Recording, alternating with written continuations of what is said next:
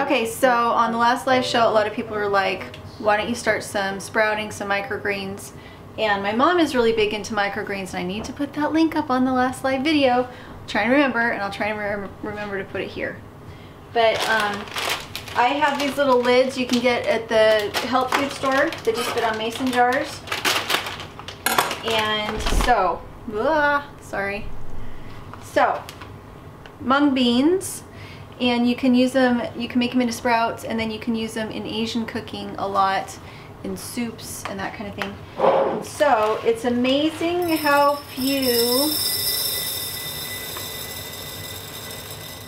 seeds you really need when you're doing sprouts and microgreens. This is all I'm going to do right now because they're going to get enormous. So, can you see now? Okay, so I'm going to take cold water.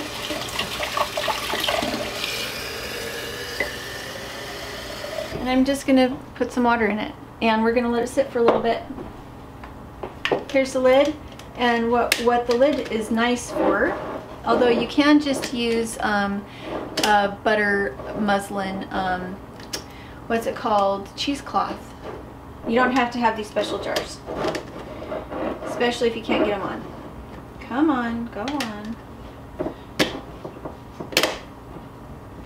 There we go. So when it's time to rinse them, the water just comes out, but the seeds don't.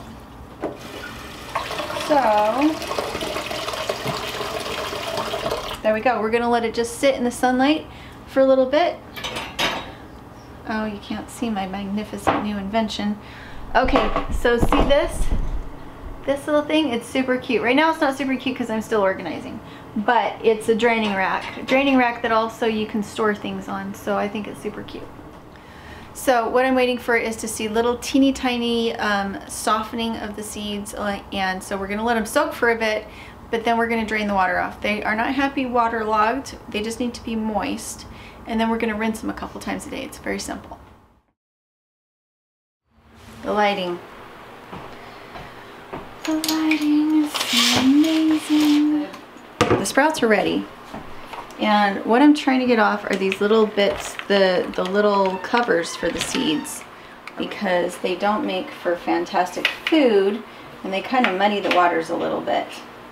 So this is what goes in the compost. Pardon me as I look at my screen trying to figure out what you can see. Yay! I just don't want any of the heavier actual sprouts to go, so if I kind of help it along a little bit. Feels like a huge waste of water, but as of yet I haven't figured out a better way to do it. I'm going to move it around, see if I can help it. Because I don't know if this is the bitter part, if those little shells, those little covers, the skin, I don't know if that's what makes bean sprouts bitter, but bean sprouts can be bitter. And these ones are getting to the point where they have a little bit of a leaf on them. Sorry, it wants to focus on my bowl instead of on my hand. See? Little leaves. So these are almost getting beyond the point where you want to use them, because you don't, it would be microgreens if you have little leaves. If you want sprouts, you just want to eat them as sprouts. Now, if I was still off grid, there's no way I would have used that much water. I would have soaked them and found a way to get them to rise to the top that was not that water intensive. So one of the good and bad things about being on grid is that you have lots of water, but I think it means you waste more.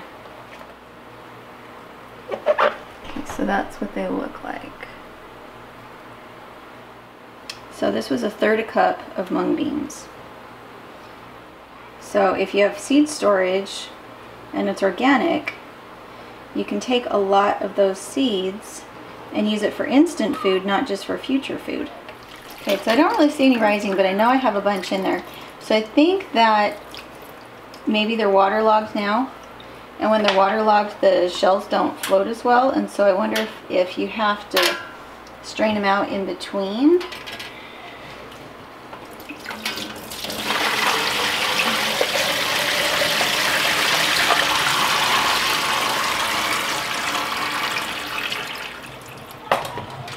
And there's more. in the bottom of the sink, this is absolutely full of those little husks. And then there's quite a few here. So I wonder if now I add water, if those will float to the top.